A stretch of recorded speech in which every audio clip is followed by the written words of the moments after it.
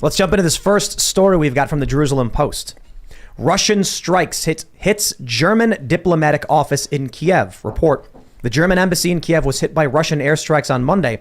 German media outlet Bild reported. However, the building has not been in use since the war broke out, the foreign ministry said. Russian-born journalist and political scientist Sergei Sumlemy, probably pronouncing that wrong, now based in Berlin, tweeted about the attack, asking for Chancellor Olaf Scholz and other German officials to issue a response to the airstrike. So, okay, they've not been using it, but if this is the German embassy, this is German territory, right?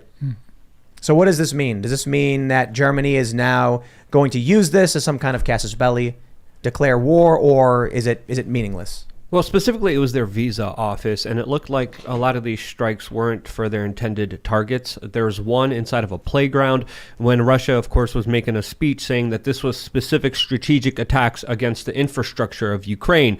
The German embassy isn't really infrastructure of Ukraine, but there's a lot of other things happening behind the scenes. I don't think Germany's going to be doing anything with this. I think Germany right now also is having a major bullet shortage. I think that also is something we should be keeping a close eye on. But there's a lot of other things happening with Belarus right now, with Poland telling their citizens to leave Belarus right now. Poland is also checking their bunkers right now to make sure that they're up and running and that they're running properly. So a lot of other things are happening, and this is just episode 1, according to the former Ukrainian president Medvedev, of many episodes to come when it comes to these larger strikes that Russia is going to be launching on Ukraine. I will mention this. From the reporting, they're trying to make it seem like, so Germany condemns, Russia's actions in Ukraine. Then all of a sudden there's an airstrike. One of the strikes happened at a German embassy. And now Germany is set to deliver air defense system to Ukraine within days, according to the defense ministry. So Reuters reporting Germany will deliver the first of 4 Iris-T SLM air defense systems to Ukraine within days. And well, there you go. That's it. I think what we've seen from NATO for the most part has just been acting like they're not involved, but basically supplying the overwhelming majority of weapons, strategy, intelligence, everything. And then you even have volunteers. Now, we do know, last week, this was reported by The Intercept, that U.S. special operations are underway in Ukraine. So at what point is this just World War III?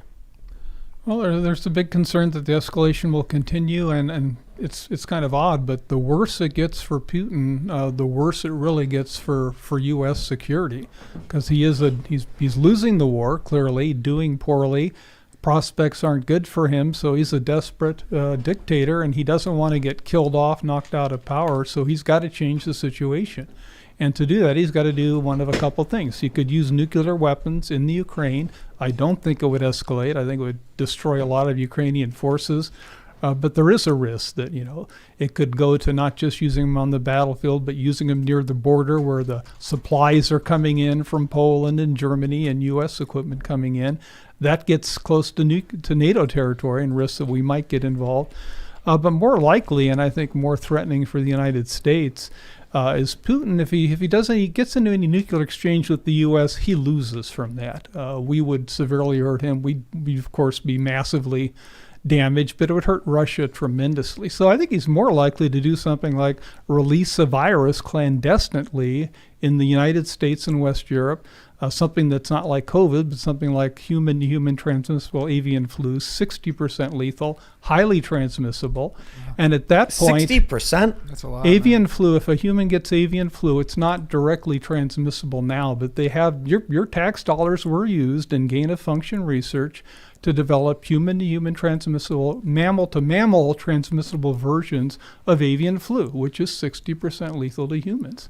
And if he releases that virus, and the way to do that was published in open source literature a decade ago, and so if Russia releases a human-to-human transmissible form of avian flu, it'll spread like mad.